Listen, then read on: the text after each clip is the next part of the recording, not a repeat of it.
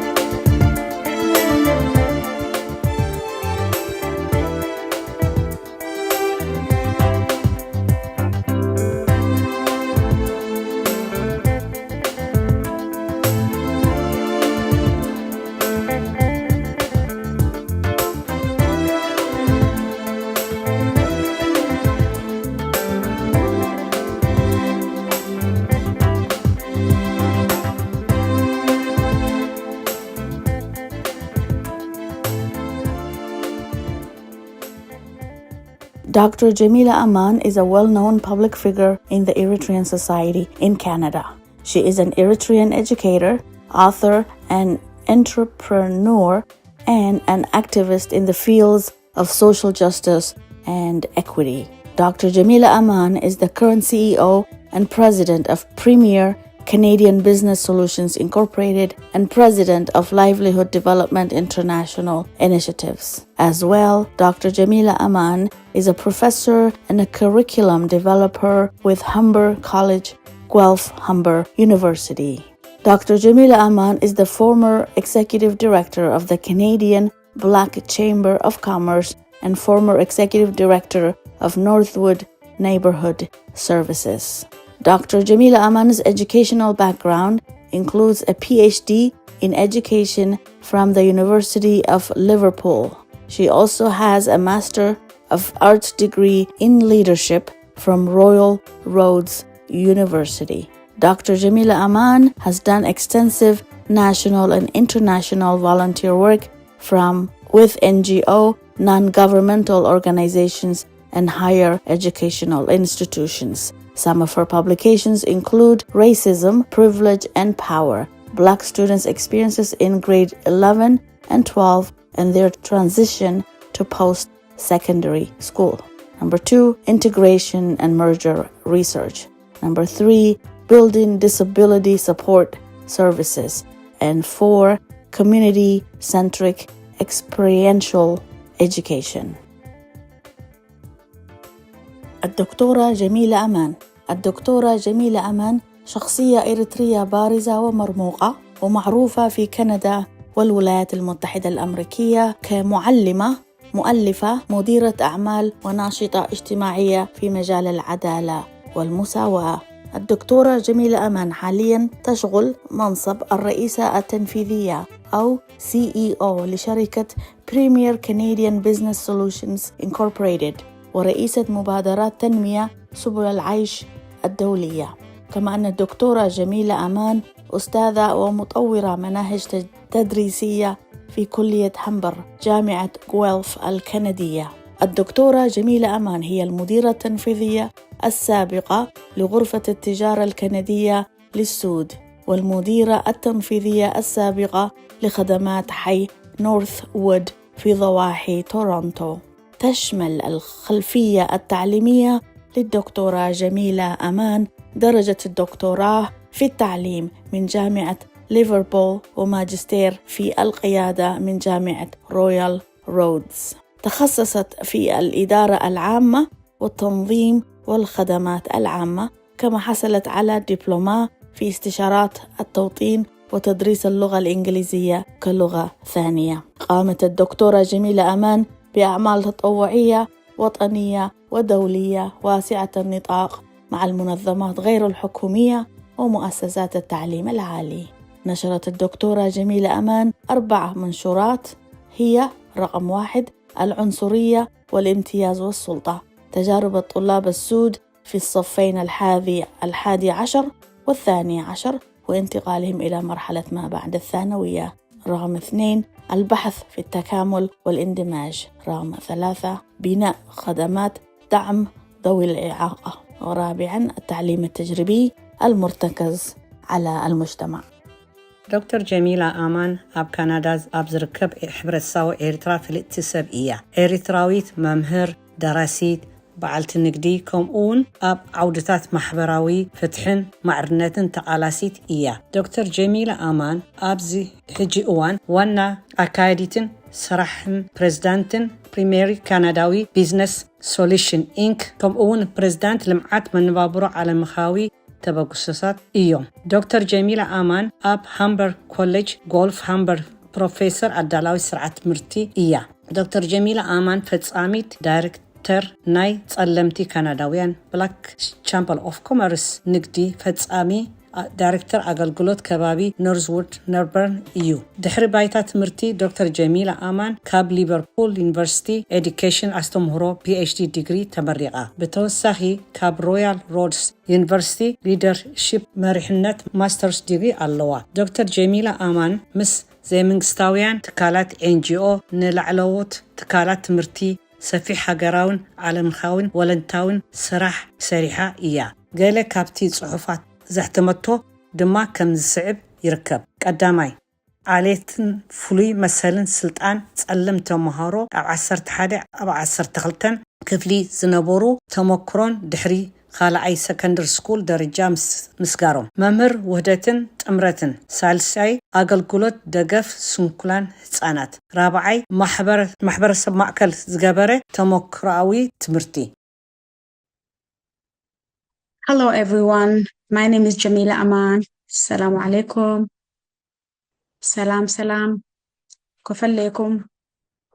Thank you so much for inviting me to speak at the International Day of Elimination of Violence Against Women 2024.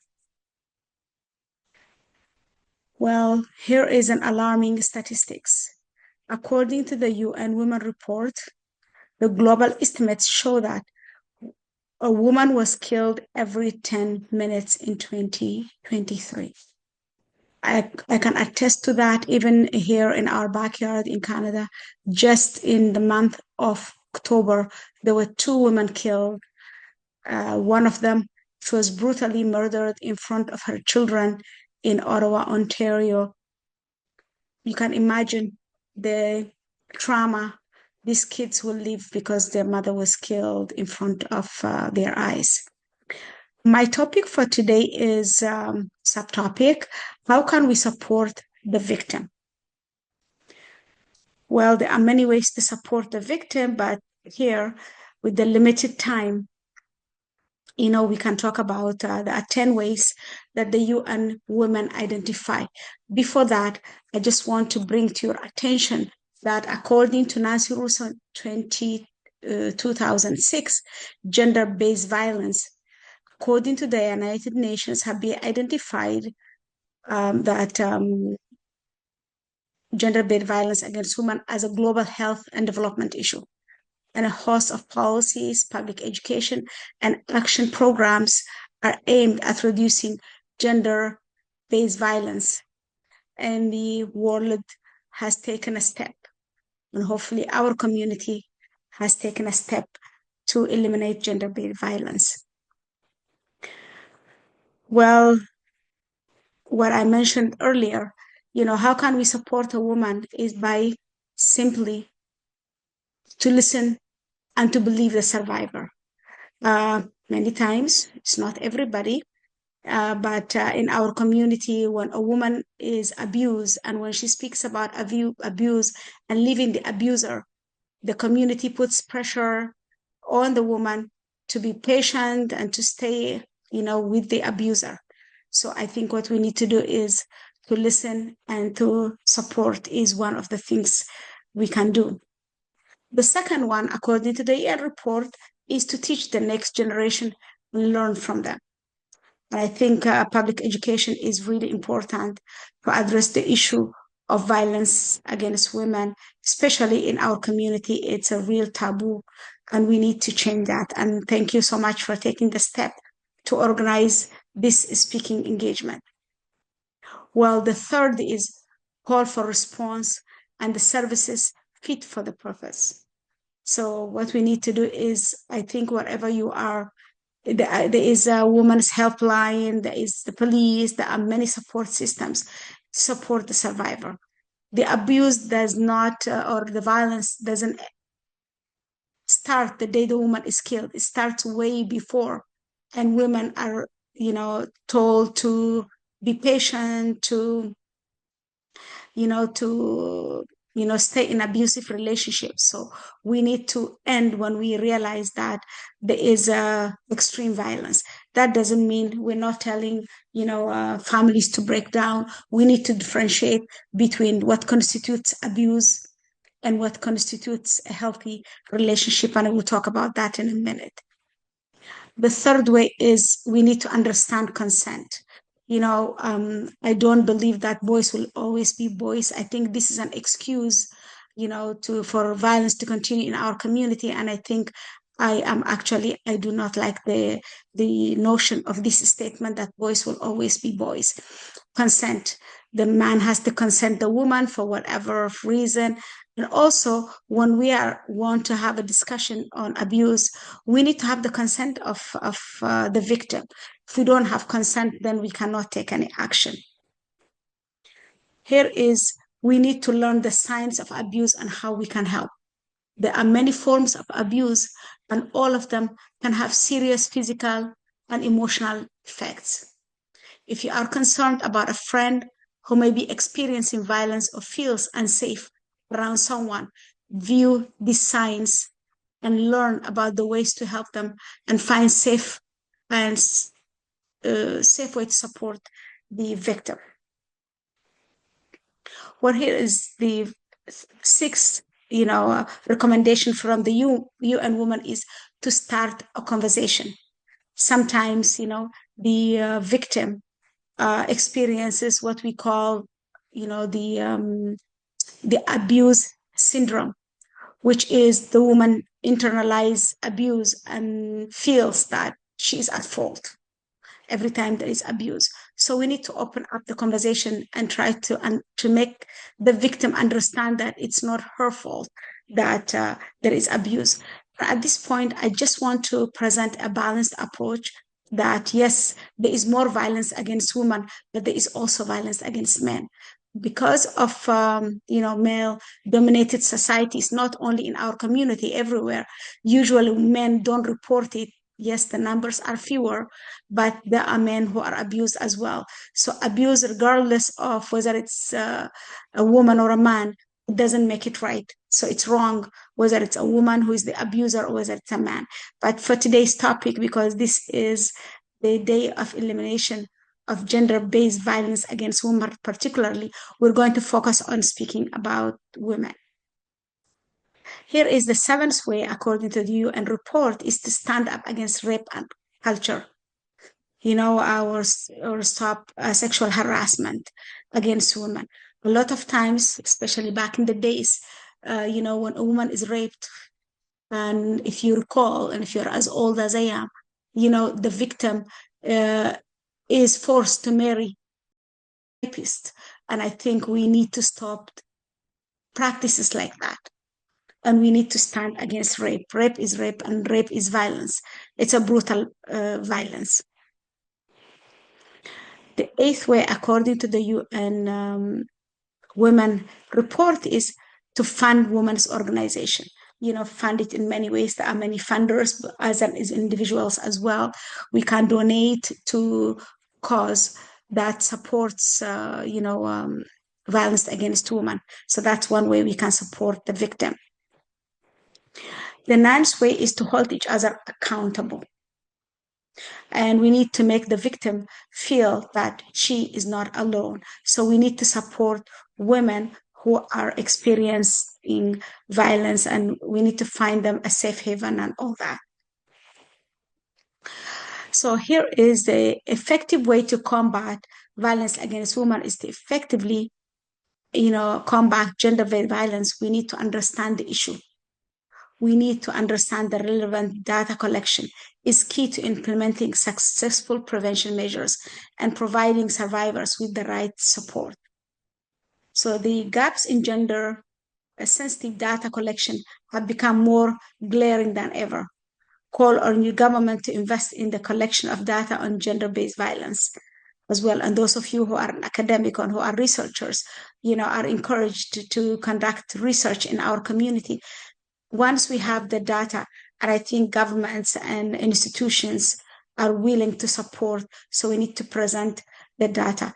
Nowadays is everywhere data-driven decisions. Government usually implement programs that are data-driven, are more effective and more efficient.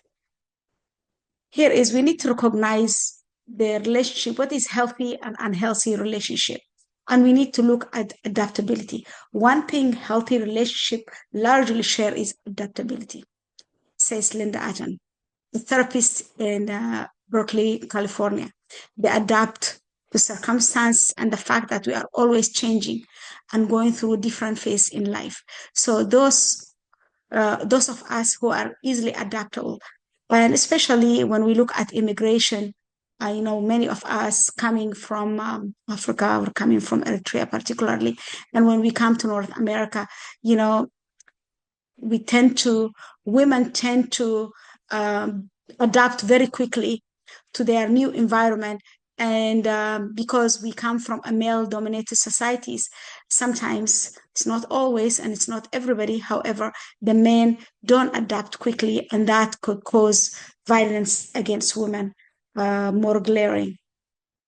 Okay, partners in good relationship have open communication. So this is one way to keep a healthy relationship.